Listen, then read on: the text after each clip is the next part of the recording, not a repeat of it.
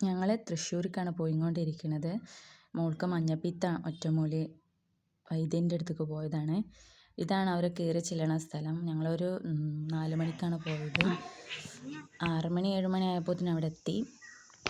ഇതാണ് അവരെ വീട്. ഇതാണ് ട്രീറ്റ്മെൻറ്റ് ചെയ്യുന്ന സ്ഥലവും. ഒരുപാട് ആൾക്കാർ ഒരുപാട് ബുദ്ധിമുട്ടി വരുന്നുണ്ട്. ഹോസ്പിറ്റലിൽ നിന്ന് പോലും മാറാഞ്ഞിട്ട് ആംബുലൻസിൽ കൊടുന്നു വരെ ഉണ്ട് ഇവിടെ. മിന്നും മിക്കും മരുന്ന് കുടിക്കാൻ റെഡി ആയിട്ടിരിക്കുകയാണ്. ഇതാട്ടോ പച്ചമരുന്ന്. അത് കുടിച്ചിട്ടുള്ള എക്സ്പ്രഷനാണ് പൊന്നുവിൻ്റെ. മിക്കുവിൻ്റെ ഇതാണ്. കുറച്ച് കഴിക്കണമൊന്നുമില്ല, പക്ഷെ ഒരു ചമർപ്പ് പോലത്തെയാണ്.